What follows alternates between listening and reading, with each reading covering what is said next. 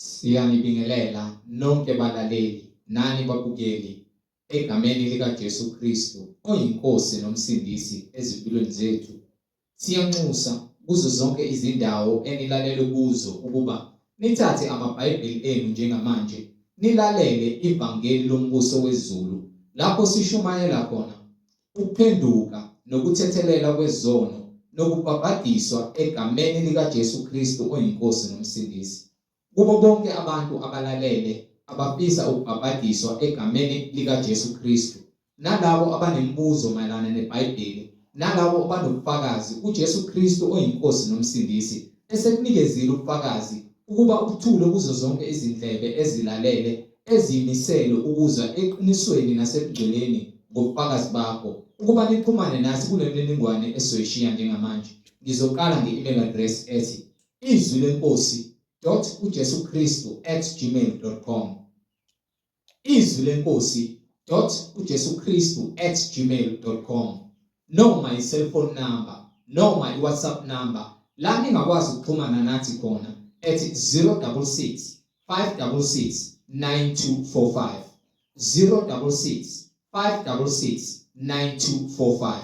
Izintshumayelo nezimfundiso ziyatholakala zonke ku-YouTube lapho ungahlala khona phansi uphethe iBhayibheli lakho ulalelisise uhlolisise imibhalo nathi ukube ngabe lokho okuzwayo ufundiswa khona ushunyayezwa khona uyafakazelwa yini imibhalo engcwele. Ku-YouTube uzosearcha uthi izwi lenkosi uJesu Kristu, izwi lenkosi uJesu Kristu.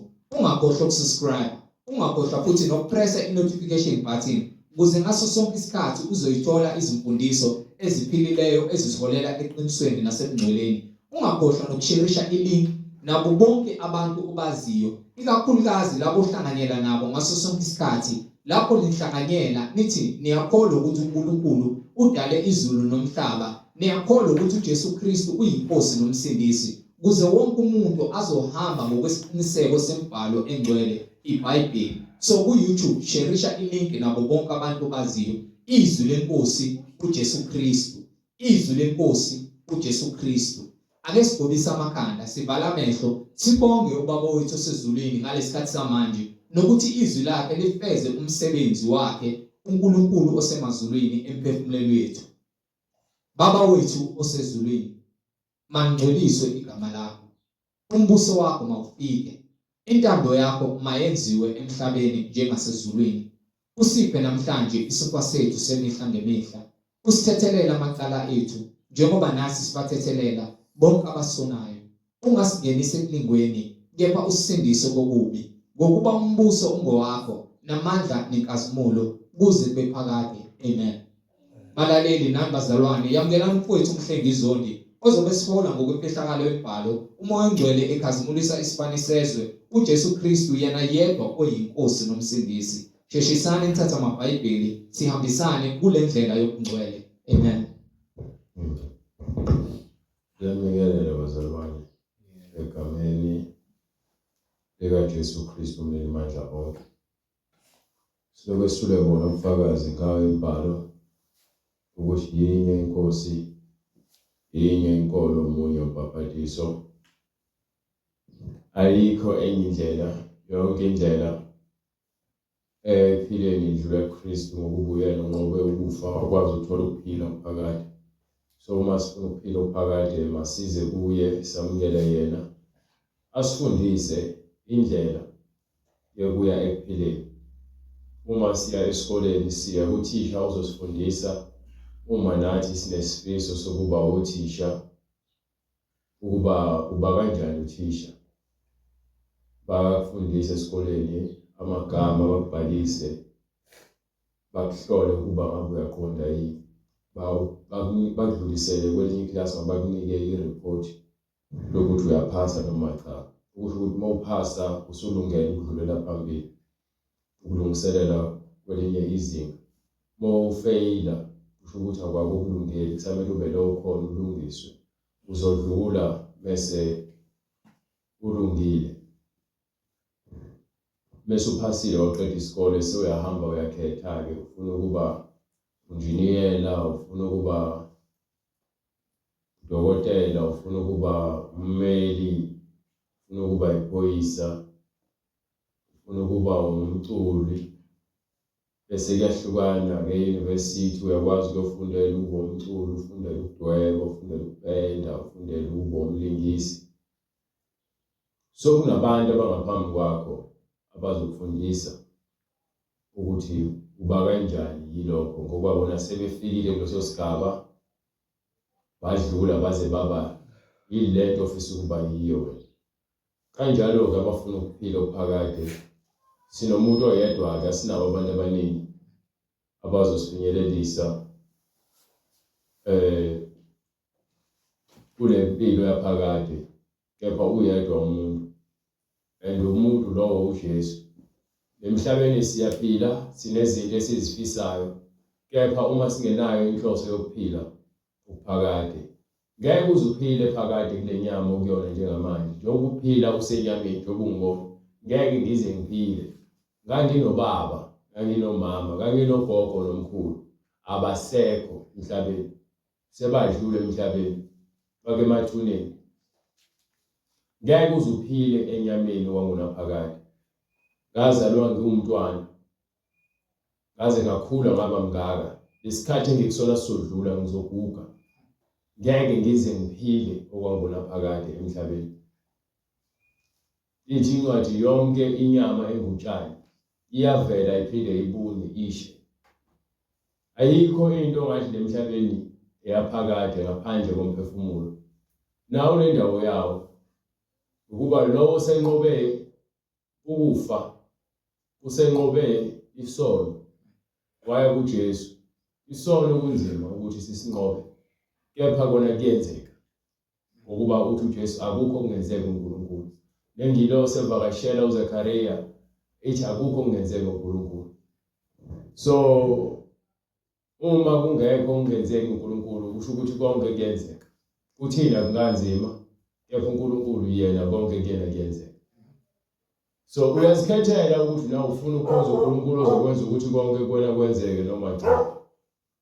Noma wena uzozinikela ekuthe nayi mina ngiright nginje bese emva kwalokho uyekele. Isono esithandela kangaka kimi, isono esingilimazayo ukuba ngingakwazi ukuphelela emngceleni, isono esingilibazisayo ukuba nginganiki indawo uNkulunkulu. Isono uSathane, isono udrago, umhlebi, inyoka endala. Uthi umbhalo kwincwadi kaJakobe sehluko 1 verse 14. Kepha yilo nalowo uyengwa ehungwa ngezakhe izinkanuko. Umuntu uyengwa ehungwa noma uhehekela esonweni aze akhungeke ekwenzeni isono ngenxa yezinkanuko. Inkanuko into ekunoma ubani. Bethi unenkanuko embi, unenkanuko yokwenza into kaSathane. Uma unenkanuko nokulangazelela, bethi umuntu ke ngilangazelele, ngikhanukela ukubona uJesu.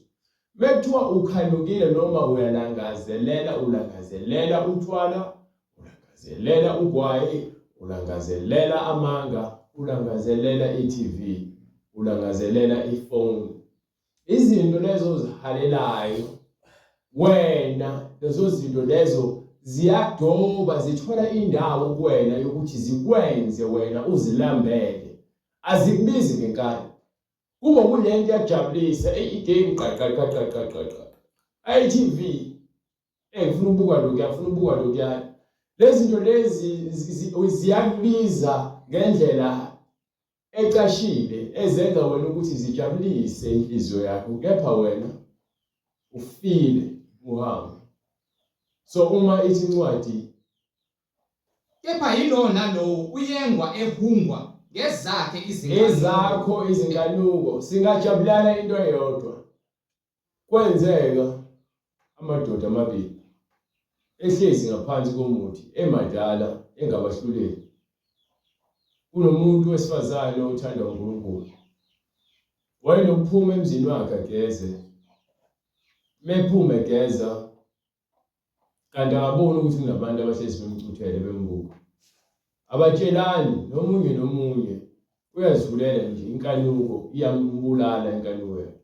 Bese emva kwalokho asuke sekumele bahlukane. Lo wesifazane sezogeza ahambe nalomunye athi ayasambeni bahambe. Ajike endleleni nomunye ukufuna ukuzogcwalisa inkanuko yakhe. Nalomunye abuye athi awu kanti sibulawe inkanuko eyodwa. Asambe-ke sekuyena lo muntu wesifazane simphoqa ukuba singene kuyena. Bayakha amacebo abo bafike kuyena lo muntu wesifazane bafuna ukumphoqa ukuba bangene kuyena. Bese bebona ukuthi hayi ayisebenzi plan yabo. Base bemmangalela kulo muntu wesifazane bambone ebhizi nomunye umuntu wesilisa. Emva kwalokho bese kuthiwa ke hayi akahlulele lo muntu wesifazane ashawe ngamatshe ukubonile. Kwatholakala ukuthi amadoda iqala lawo liyawalahla ngokuba uNkulunkulu waletha omunye umuntu phakathi kwabo ozokwazi ukuthi akwazi ukwahlulela ngendlela efanele. Ababuze imibuzo eyakwazi ukuthi isindise lo muntu wesifazane owathi yena ngeke azinikele kwisenzo esibi ukuba uzohlambalaza uNkulunkulu nomndeni wakhe. Wayese lo muntu wesifazane uzomancona afeke uNkulunkulu. Wamsindisa uNkulunkulu ngoba wayethembele kuyena. Kepha abantu benkanuko babulawa ngenxa ukuthi inkanuko yabo yababulala. Inkanuko ukuthi wabheka ukuthi ke yilo nalowo oyengwa ehuhwa ngezakhe izinkanuko ehungwa. Uma inkanuko isithathile, so uma ke kwafika isigaba senkanuko, khona inkanuko yocansi, khona inkanuko yotshwala, khona inkanuko yobufebe, khona inkanuko yokuhleba. Ushiswe indaba engahlangene nawe uzofuna ukuyikhuluma ngaphakathi kwabanye abantu ukuba iyakushisa lenkanuko yokuba umhlebi yokuqhatha abantu noma wena ufuna ukusizakala ngokuhlupheka noma ngokubheda komunye umuntu. Bese kuzoba khona inkanuko yokuntshontsha. Awuntshontshe ngesandla kuphela, qala ngengqondo yakho ubuze ngizokwenza njani ukuze mina ngikwazi ukuthola ukuthi awangihambe nje lapha kaZondi ngoba batshala ummbila ngizohamba ebusuku ungaboni umsebelele. Ngizosuka futhi ngizovula imbobo endaweni ekanje khona bende banake ngizophinde ngiyivale njalo bengilambile ngizohamba ngiyongena. Uyabona ukuthi lo muntu seqedile icebo lakhe ngokuba ithi inkanuko uma inkanuko isithathile ibeletha isono. Inkanuko sefikile yazongena kuwena seyibelethe isono. Nesono sesiphelelisiwe sizala ukufa. So ngalesikhathi uhamba sokuyontshontsha soyazala isenzo sokufa ngokuba ububelethe ubuthwele thathiye wathwala ilento ekuthiwa isono ngaphakathi engqondweni yakho. Wasiphila isono waze wasenza waqeda uthi anginayo imali ngizokwenza njani. Kuthiwa kunendlela yokwenza imali untshontshe inkomo zabantu. Hamba untshontshe inkomo zabantu, untshontshe izimoto, ubulala abantu. Yonke into oyenzayo ubulala imizi yabanye abantu ngenxa yokuthi ufuna kucebe wena. Uqhatha imindeni yabanye abantu ukuze kusizakale lo moya kaSathane obusa kuwena. Umoya kaSathane awubusi nje emoyeni, ubusa kubantu. Ufuna umuntu ozoba weak bese uSathane angene. So uma ithi incwadi kusahluko 4 kuyona le ncwadi le. Sahluko 4 from verse 7. Ngakho thobelani uNkulunkulu. So ukuze sigweme ukuba izigqila zomoya kaSathane masithobele izwi elivela ezulwini. Masifunde ukuthanda abanye abantu njengokuba sizithanda. Masifunde ukuba umoya munye ezintweni zonke ngegama lika Jesu Kristu. Masingahlukani phakathi ngenxa yezinkanuko zabantu. Isikakhulukazi izinkanuko ziqala kubaholi. Uma ngase kuthiwa eshunyela izwi akekho umuntu ongalamba. Mase kuthiwa eshunyela izwi abantu bayahlangana ngempela. Kukhulunywa ngoJesu nje kuphilwa ubuJesu. Akekho umuntu ongaswela.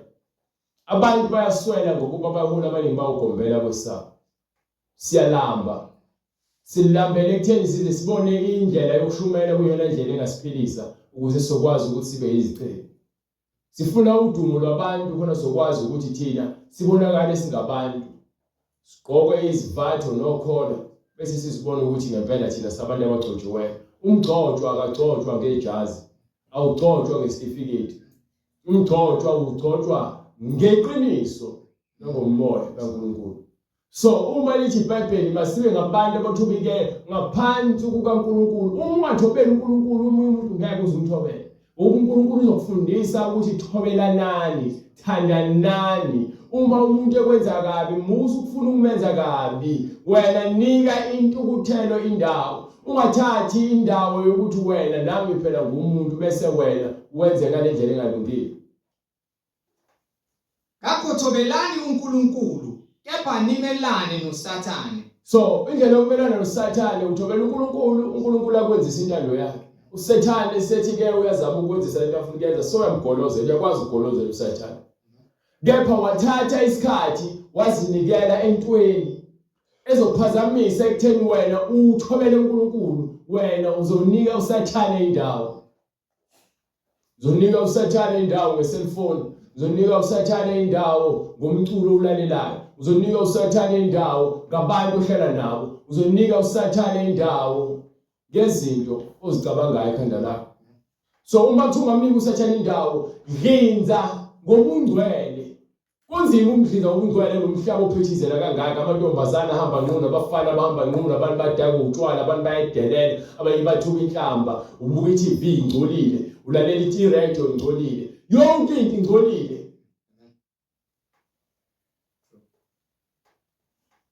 Amakholwa azibiza amakholwa, hayi mina kwaseZayoni, hayi mina kwaseApostoli, hayi mina kwaseRoman Catholic Church, bafaka iziphandla. Uhlanganaphi uJesu neziphandla? Ikuphi lapho khona uJesu esifundisa eBhayibhelini ukuthi hayi umzalwane akafaka isiphandla? Hayi phela ngeke ngikwazi ukulahla usiko. Ufunani pho uJesu ungakwazi ukulahla usiko lakini? Akasho uJesu kwincwadi yaMathewu sahluko 16 verse 20. Ngifuna ngifundele incwadi yaMathewu sahluko 16 verse 20. Lapho khona uPetru eqeda ukutshela uJesu ukuthi ke ungayi eJerusalema. Angivumi ukuthi uwe. Bese athi uJesu ke Sathane buyele emva kwami. Bese aphenduka uJesu abheke kubafundi bakhe bese athi uPetru wayesemthatha waqala ukumkhuza wathi, "Ngithe mina ke." Wayesephendula uJesu waphendula wathi, uJesu khona wathi kubafundi bakhe, buyela emva kwami. Yena waphendula wathi kuPetru, buyela emva kwami. Musifunda izinto eziningi esikhathi sodwa, usho izinto eziningi. Funda ebhalwe phansi. Incwadi ngokukaMathewu sahluko 16 verse 22. Awungeke verse 24.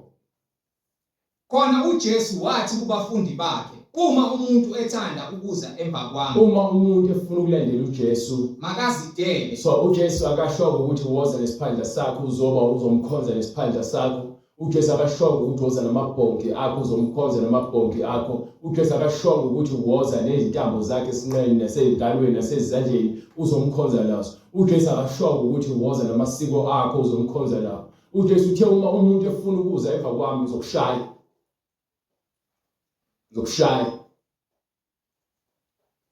Uma umuntu efuna ukuza emva kwami makazidele. Uma uzidela uyashiya konke lokho ubona ukuthi wena kwenza umuntu. Athabathe isiphambano sakhe. Bese uthatha isiphambano sakho. Isiphambano sakho nawe njengoba wathwala usizi lemhlabeni, wathwala usizi elungela uNkulunkulu, nawe ke shiya konke kwasezweni ulandele uJesu. Akushiwo ukuthi hamba ukwakha isiphambano ngokhulu, sekukhulunywa kukamoya. Kuthiwa thatha usizi lasemhlabeni unikele kuNkulunkulu. Ngokuba uJesu wenza njalo, wathatha usizi lasemhlabeni walinikela kuNkulunkulu. Ingakho kuthiwa ke uNkulunkulu wathembeka kuNkulunkulu kwaze ngoba sekufele. Wayesefele esiphambanweni, uNkulunkulu wamvusa. So uma kuthiwa uma umuntu efuna ukuza emva kwami makazidele, ngeke uze uNkulunkulu neziwasho uNkulunkulu akakhonza uma ukuthi umama noma ubaba onika abantu iziwasho ukuthi abazishinezeli abalandeli bakho noSathane lapho ningabakayihlo uSathane ngoba iBhayibheli sikhuluma ngeBhayibheli ukuthi iBhayibheli limile ekutheni ke uma umuntu efuna ukuza emva kwami asinikwanga ivangeli lamafutha asinikwanga ivangeli lamandla asinikwanga ivangeli ezintambo neziphandla sinikwa ivangeli izwi laNkulunkulu so ilona lokho ufuna ukuza kuJesu makalahle konke osemhlabeni konke abantu abathembisa bona ukuthi uzoba umuntu ngakho ngeke phansi ngakho sitshela abantu besifazane sithi ungayifaka inkophe zokufakela umuhle unjani ungafaka amazinyo okufakela nawacobezelayo umuhle unjani ungafaka amagolide ungafaka amacici ungasifaka inolo zokufakela ungawudweba umzimba wakho wenze ama-tattoo qoka ngendlela ehloniphekile hlonipha umzimba wakho ungabi ukuthi wena uyaziveza kubantu ukuthi wena umahoshe yayizo lonto leyo ngokuba ilona lo othanda ukusindisa ukuphila kwakhe so ilona lo ozama ukuthi enze izinto semhlabeni ukuze athole inzuzo ngokuphila uyakulahlekelwa yini yikho uyakulahlekelwa ukuphila kwakho ngokuzama ukuzisindisa lemhlabeni ngintshontsha ukuthi hayi phela bekulambile uqamba amanga ukuthi hayi phela bedinga umsebenzi hayi phela bese ngizofa egcineni uzofa ulahlekelwa ukuphila kwakho ngokuba ke wena unikele umphefumulo wakho kuSathane unikele umzimba wakho kuSathane yabo bethu abantu badayisa imphefumulo yabo umuntu lowo othatha isilwane ayonikela ngaso esangomeni asisangoma ke ngifuna ukunika amadlozi hambe weyohlaba hlabela amadlozi bakunika imimoya bona izinto zakho zikhanya kanti kusebenza lemoya onikiwe yona imimoya kaSathane ekwenza ukuthi wena lemhlabeni ucabanga ukuthi uphumelele ngoba nawo nezinto eziphathekayo kanti impilo ayikho ngokuthi unempahla engakanani ingokulunga okufanele kuphile kuwena kukaNkulunkulu uma ungenakho ukulunga kaNkulunkulu ayikho into engakuhlanganisa noNkulunkulu so uma lithi iBhayibheli yilowo ozama ukusindisa ukuphila kwakhe ukulahlelwa yikho kepha lowo olahlekelwa ngokuphila kwakhe ngenxa yami uyakufumana ngoba yena udele konke kwasemhlabeni ingakho ethi uma umuntu efuna ukuza emva kwami makazidele alahle konke athi abathi isiphambano sakhe angilandele aphinde athi lapha kwincwadi yaMathewu sahluko 11 incwadi yaMathewu sahluko 11 verse 28 zanini kimi nina nonke enikhatheleyo nenisindwayo I'll cut it from verse 20 wesiqala ukujezisa imizi okwenziwe kuyo iningi lemisebenzi yakhe yamandla ngokuba ingaphendukanga wathi maye kuwe Korazina maye kuwe Bethsaida ngokuba uma kwakwenziwe eTyre naseSidoni imisebenzi yamandla eyenziwe kuwe ngakube kade baphenduka ngesaka nangomlotha kepha ngithi kini kuyakuba ngcono kulo iTyre neSidona ngosuku lokwahlulela kunakini maye kuwe Kapenaume uyakuphakanyiselwa ezulwini na uyakwehliselwa eHades ngokuba uma yayenziwe eSodom imisebenzi yamandla eyenziwe kuwe ngabe likhona nanamuhla kepha ngithi kini kuyakuba ngcono kulo izwe laseSodom ngosuku lokwahlulela kunakuwe so ukusho ukuthi umuntu ozwe izwi wangaphenduka kuyoba kuhlungu kakhulu ke kunomuntu ofale neSodoma noma leSodoma njengoba iSodoma yabhujiswa ngomlilo nangesibabulu angeke yona kuze kufane yona isawuqala phansi kuphinde kwahlulela ukubheka ukuthi amawenu ungakanani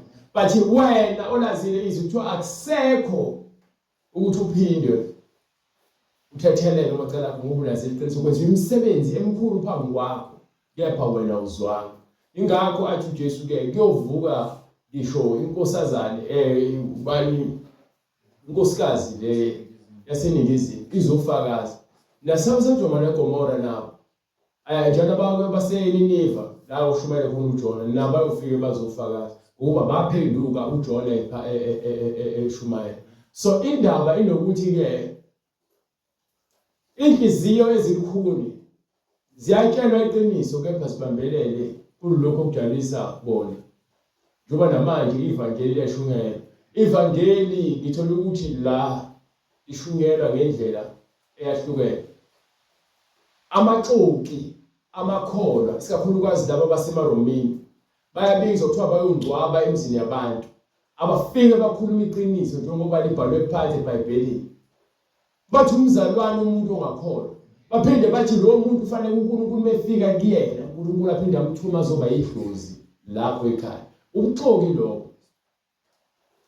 Akekho umuntu ongakhuluma nomuntu osefile ngathi ukhuluma nomuntu ophilayo. Akekho umuntu ongacelela umuntu osefile ukuthi uNkulunkulu amthethelele amacala akhe umuntu engavumanga ukuthatha ivangeli la emhlabeni. Bayibhelisha imfune manje uNkulunkulu esalokutholakala. Ukuba ngale kwethuna kukho kumfuna.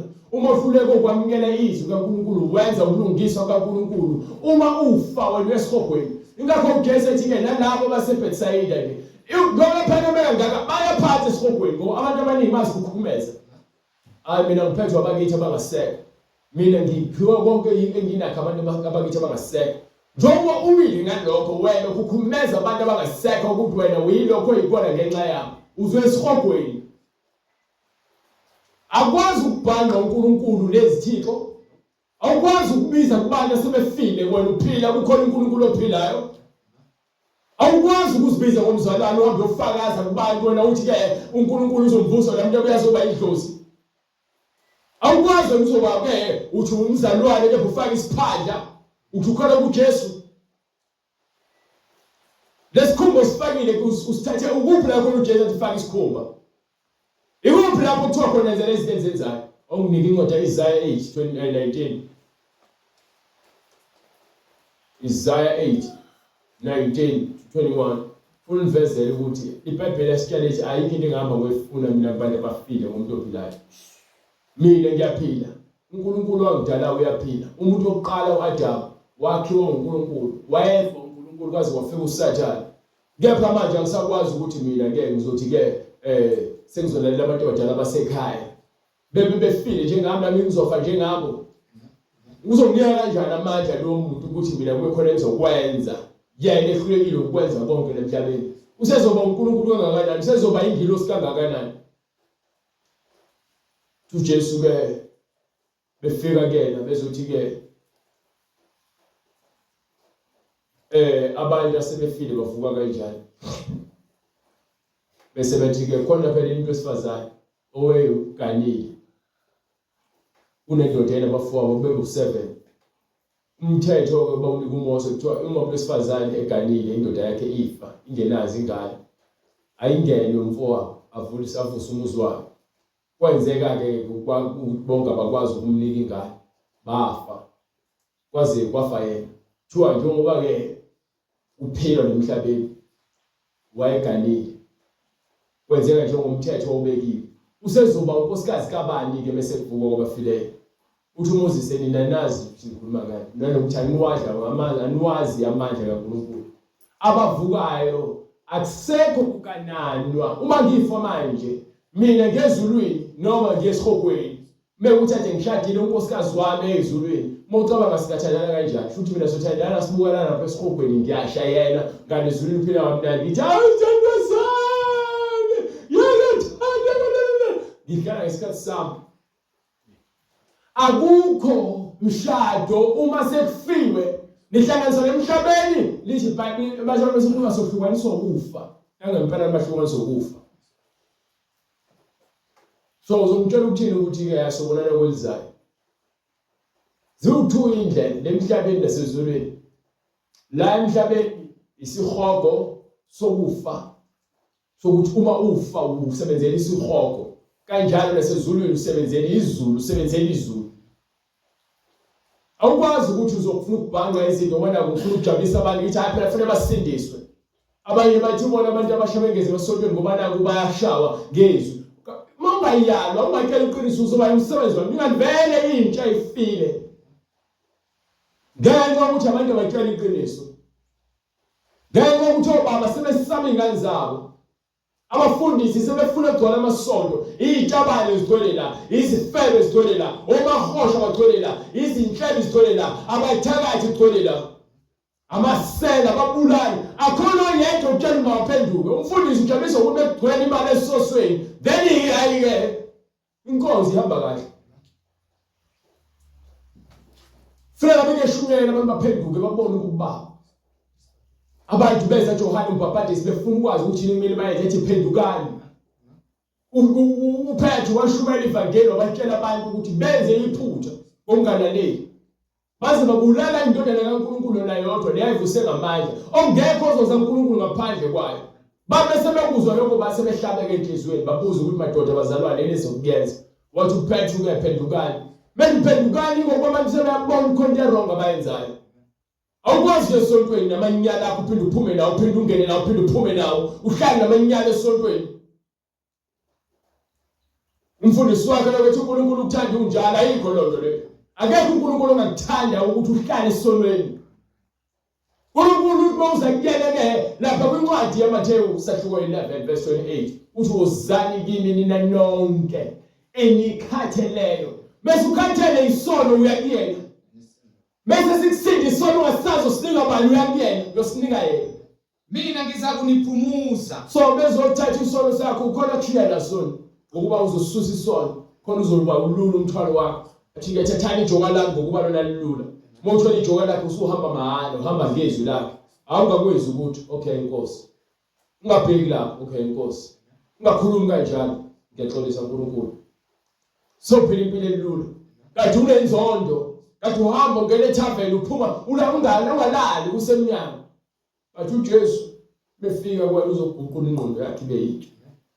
Uzokususa lo moya lofebe, lo moya wamanga, lo moya wenkohliso, lo moya wenzondo uzowususa uJesu. Abafundisi abaningi babanje umoya wenkohliso.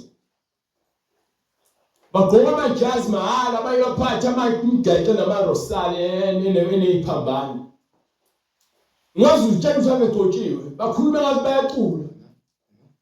Egameni likaJesu uyabona ngisekuyabona ukuthi ngifake bese ngicala ukukhuluma kanjalo. Angisakhulumi ngendlela engidalwe ngayo. Amen bazalwane. Uma kube kunila ukuthula. Ebona lonto lethi ngiyazishuna ngoba ngifuna ukuzwakala ngazi ukuthi ngempela ngumgcotsho. Abantu basakhuluma ngamazwi wabo. Bakhuluma ngendlela engazi ukuthi nje bayashuna bebekhuluma. Ama-fake abafundisi, ama-fake abashumayeli, ama-fake ababishop, ama-fake abalandeli, abazenzisi, amaphicliphicli, bakhuluma izinto abafuna bazizwe. Awukwazi ukuphatha izwi laNkulunkulu ngendlela ofuna uwena. Uma uzomtshela ukuthi akufanele ushumayele kanje, suma phambi kwami. Uma ungafakazelwa izwi lento elishoyo. Uma uzomtshela ukuthi hayi ngokweBhayibheli lokho okushoyo akukho right ngizothi hayi uNkulunkulu ngiyaxolisa. Xolisa uNkulunkulu. Ngonile nakubantu batshela ukuthi ngonile phambi kwaNkulunkulu. Uma uzomtshela ukwana kwena ufuna ukuthi abantu bangizwe kahle ngoba wena usaba ukuthi uzohlisa isithunzi. Kunabantu abangafuni ukuyeka izinkolo zabo noma bebona ukuthi bahamba odakeni bayangcoliswa. Ngoba la usaba unempakamo uma wempakamo umbambele ukuthi angafuni ukuthi ke abantu bamhleke bathi hawu sonke lesikhathi ubekhonza kanti bengakhonzi bengaboni ulowa yiloyo. Abanye bayaphuma jamu mina ngiphumile mina. Ngobonile amanga nobadlala ngani labantu. Kunabantu abazwile izwi sikushumayelayo. Baphume emandleni abo amanga nje behleli kuwona. Ngoba yini bebona ukuthi ke bahamba bayemgodini.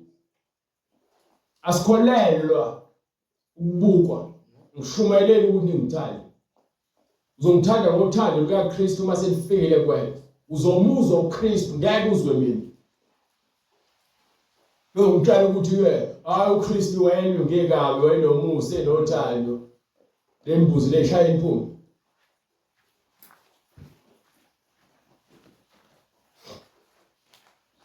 uKristu ufika ethempelini abantu beganga.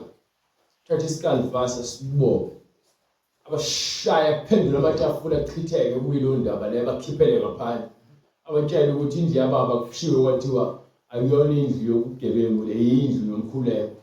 Bathi neseniphenduke isiqiwu sezigebengu. So besikhuluma kanje abantu bazi bathi hayi ngeke nina ninawo umngcwele. Awunabo umngcwele uma vela ukufuna. uma bofuna ngabe iBhayibheli lakho uyalazi ngabe uyabona umuntu engikhulumayo ifakazela iBhayibheli uthi umbhalo ke uzali kimi nina lonke likhatheleyo uzakuniphumuza khathali ijoka lami ngokuba lona lilula omunye umbhalo ke lapha yakuyincwadi yaJakobe esahluko 4 verse 8 uyasitshela singamniki usathane indawo ngakho thobelani uNkulunkulu kepha nimelane noSathane khona uyakunibalekela. So ukumelana noSathane ukuma uNkulunkulu namathele kuye lithi izwi ke uMoses bekhuluma nabantwana bakwaIsrael uNkulunkulu ulenzela jikeleza intaba leminyaka u40 ubemqeqesha emhlola ukuthi nina nizokwazi ukumuzwa ngoba sengino 34 years manje ngisale emhlabeni ngisaphila ngifambile ngenza izinto ezithandwa yimi uNkulunkulu wangibuyisa endleleni wangidlulisa ezigamweni ebengithi mina ke zinzima kepha ngathi uNkulunkulu ngiyamethemba lemfuneke ngiqale ngizwe uNkulunkulu khona ezokwazi ukuthi anginike izwi lakhe angambulele ngikwazi ukulikhuluma njengoba efunile angikwazi ukukhuluma izwi kaNkulunkulu enganginikanga yena benginika omunye umuntu ukuthi hayi spiritual father sam uSathane lo angifune spiritual father uyedwa spiritual father yami sam uJesu phela lemhlabeni angina spiritual father uma singazwala emoyeni ngokuba wena kunento esiphambana ngayo bese kuzowe izwi likaNkulunkulu uma sambulelo uNkulunkulu oyedwa sohambisana ngezwi elilodwa angikwazi ukuthi into iBhayibheli abantu besifazane bangahlobi ngaphandle wona abahlobi ngaphandle obuphi lo Jesu omshumelayo umthatha hayi ibandla lakudala lelo manje iliphi lamanje eBhayibhelini nginikela manje besibizele emsela sibizelanga ukuthi soze nje umathanda emzimbeni kaKristu lithi iBhayibheli uma safaka naye sokusho ukuthi uma sibulewe ngokwemzimba yenyama loyo yesono sesiyakisiwe ukona kufanele kube sesivusiwe ngokwengqondo yokungcwele eyavusa uJesu ethuneni nathi siqhubeke senze amahlazo namanyala akuphinde futhi asibuyisele sonweni lithi iBhayibheli uma ngakha izinto ebese ngizibhidlizile ngiyisona bese ngibhidlize indlu ekuthiwa indlu yakhe nkonzela kuyona inesigodlo bese ngiyaba ngithi hayi sengihamba noJesu sengiyaba ngiphinde emuva ngiyokwakha leyandlu phinde ngifake izinto phakathi ngithi hayi ngihamba noJesu futhi nale yandle yami ngibhidlizile leyandle yasethi uJesu sengiyaba phela ngiphinde ngiyokwakha indlu bese ngibhidlizile ngenxa kaJesu bese ngithi hayi uJesu uzomkhoza ngayo le ndlu le mosha isikhathi sakho uthenja wabo sondelani kuNkulunkulu sondela kuNkulunkulu khona uyakusondela naye ke uyakusondela kuwe uma usondela kuye kepha uma ubaleka noNkulunkulu uza kubuke akuyeke ukuba ivele bese kuzoba kwindaba zikaNkulunkulu abantu banezizathu zokuthi bangafuni ukulalela uNkulunkulu kepha bangenilanga sifuna ezulwini abanye bayathandaza abasho imthandazo angithandi ukusho imthandazo nabantu ngale ndlela ukuthi uma vele uphakathi kwabantu babona ukuthi abakhona kuNkulunkulu ngenhliziyo ephelele kusho bangawusho umthandazo anikho moya munye into abayaziyo vele baba wethu osezulwini malingcweliswe igama lakho umuso wakho mawufike intando yakho mayenziwe emhlabeni lisho kanye kanye ngazi ukuthi bayafisa isikholo bese kuphela umthandazo sekuyakhuluma usuyabona ukuthi hayi lo muntu usehleba ngomunye umuntu ekhona la manje nje sithandaza lo mthandazo lo asabe ukwenza isono masisabe ukwenza kabi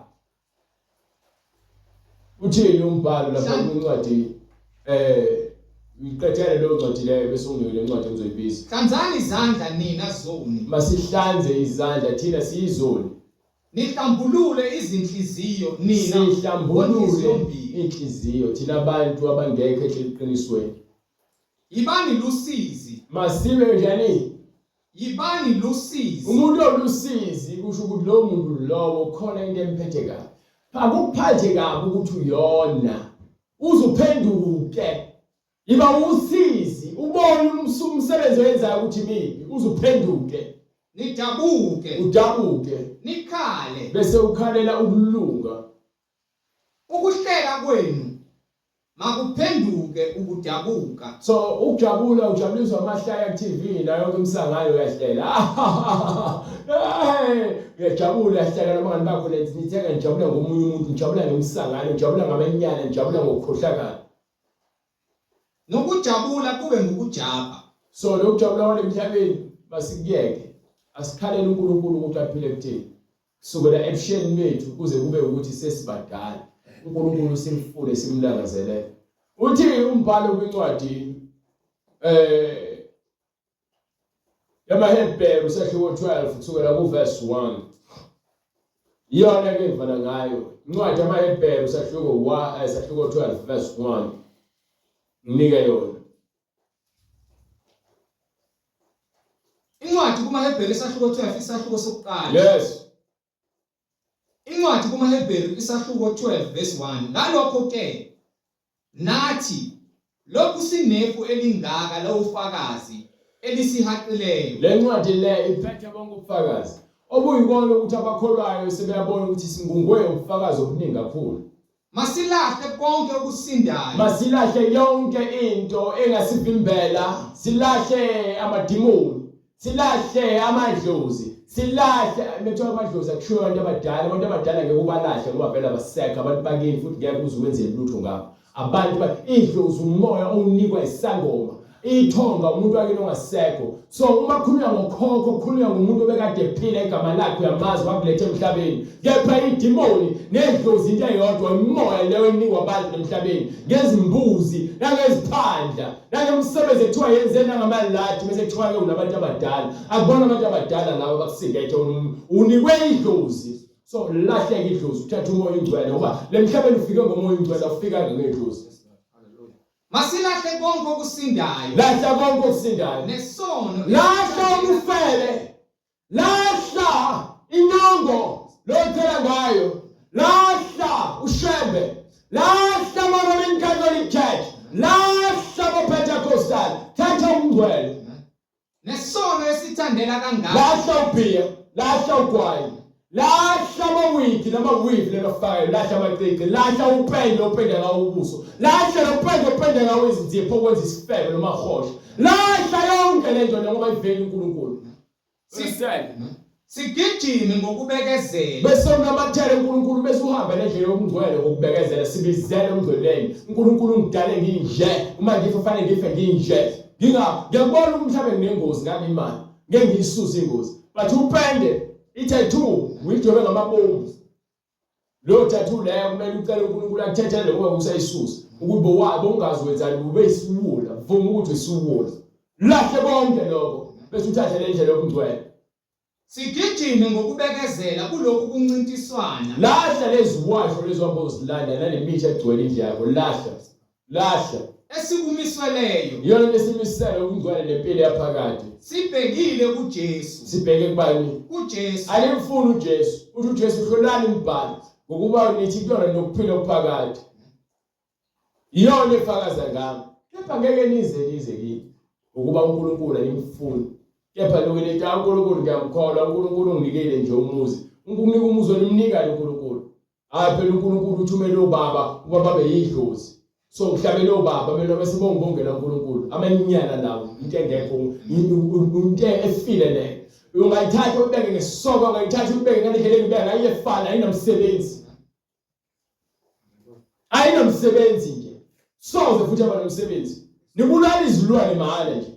Lapho bethi kini funani kwabanamadlozi nakubathakathi. Bathi abantu ofuna kulabo abanamadlozi nabathakathi. Ababetha imilozi. Babetha imilozi. Benyenyeze. Bayenyenyeza basiba izinto ongayiqondi. Pho abantu abayikufuna. Ngeke yini abantu ukuthi bahambe bayofuna kuNkulunkulu wabo yini? Kuyini elifunayo kubantu abafileyo abaphilayo nabaphilayo? Yini elifuna abantu abangasekho? Nomthani nomngcwabe ethuleni. Kepha still ngisaphinde neyakela niyofuna niyokhuluma naye. Ubulima nobuwulo obusezingeni lo. Emthethweni ke nasebufakazini impela lelizwi abalikhulumayo alinakho ukusa, alinangqondo, alinakho ukuqonda into abayikhuluma kubantu enakho ukuqonda. Ngiyaphila yabona ungibona ngiphila nje, ngizaliwe ngadlula kwezinye izinto nayo yonke imikhuba le, kepha uNkulunkulu wangikhipha kuyona. Ngiphila ngomusa Uma ngenayo imali ukuvuma uNkulunkulu, uma nginemali ukuvuma uNkulunkulu, uma ngenayo imoto ukuvuma uNkulunkulu, uma sekunemoto ukuvuma uNkulunkulu, uma ngenayo unkosikazi ukuvuma uNkulunkulu, uma sekunonkosikazi ukuvuma uNkulunkulu, uma ngenayo umuzi uvume uNkulunkulu.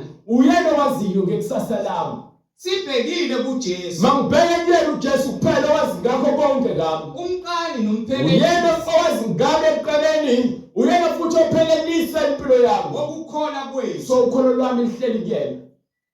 Ukholo lwami lihleli kuJesu, alihleli ezintweni eziphathekayo. Akhona kodwa ngikubonayo noma ngikubuye ngithi ngihogelayo ngithi ngizonginika ukuphila. Mangizwa izwi kaNkulunkulu likhuluma nenhliziyo yami, likhuluma nomuntu ongaphakathi osithembileyo. Mangilungele uNkulunkulu. uJesu Kristu inkosi. Nginika incwadi eZedekhiya 2:38. Starting from verse 37. Sebekuzwa bonke bahlabeke ezinhliziyweni bathini.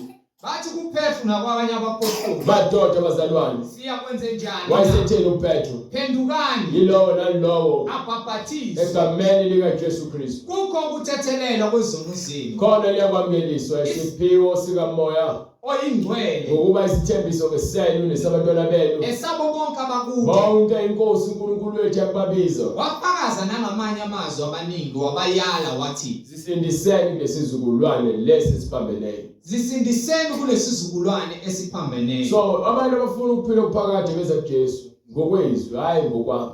Uma ufuna ukuphila wena uthatha izwi likaNkulunkulu. Amanyana amaningi ngaphandle nobula futhi bisezingeni eliphakeme. Bezitshela bahlakaniphile abantu baphenduka izikula bekhonza izinto ezidaliweyo kunomdali. Ungakhonza into edalwe nawe lemhlabeni. Uya kuNkulunkulu okuyena ukudalile wakunika ukuphila. Uthi uyaphila kahle ekhaya. Ungakhonza umuntu ade edalwe nawe lemhlabeni, ukhonza imbuzi, ukhonza inyoni, ukhonza umuntu. Uthi ushiyane uNkulunkulu wakho isilima ngezinto eliphakeme. Nizonyelwa nilwela into engayazi. Nithatha iBhayibheli ngigcina izinto ezikeBhayibheli ngepha izinto eziphambene neBhayibheli isikhohlakala. Ngamane ngibona ukona kwami kepha ngeke ngonisa abantu ukuze mina abantu bezolandela mina. Yini angangisiza ukuzuza izwe lonke ngilahlekelwe ukuphila kwami. Angele ngedwe ehlathini ngingafuni ukuthatha abantu ngibafake ehlathini. Aniyeke abantu abathanda izinto. Thandani iqiniso. Ngoba iqiniso liyakunkhulula. Ayikho nayo into edaliwe lemhlabeni yakunika ukuphila. Bonke abantu abafuna ukubhabhadiswa bazokusithinta kule mininingwane lo ibonayo ku-screen noma ezwini. uNkulunkulu ayenze indlela siphinde sifinyelele kuwena ukwazi ukuthi ungene emanzini ngegama likaJesu Kristu. Khona sokwamukeliswa isiphiwo sikaMoya Oyingcwele. So phinde sibonane kusasa uNkulunkulu evumile ekuseni ngo-9. Cela sivale umkhuleko. Baba egameni lenkosi yethu Jesu Kristu uNkulunkulu onamandla. Siyabonga Nkosi uJesu. Siyabonga izwi lakho eliyisipani. Siyabonga Nkosi izwi lakho elinamandla elisebenza Nkosi ekujuleni kwezinhliziyo zethu ukuze kukhazimulise igama lakho uNkulunkulu onamandla egameni elihle lenkosi uJesu. Mayenziwe intando yakho Nkosi empilweni zethu emhlabeni njengasezulwini. Silingcolise igama lakho ngomoya nangeqiniso egameni elihle lenkosi uJesu. Busa Moya Oyingcwele.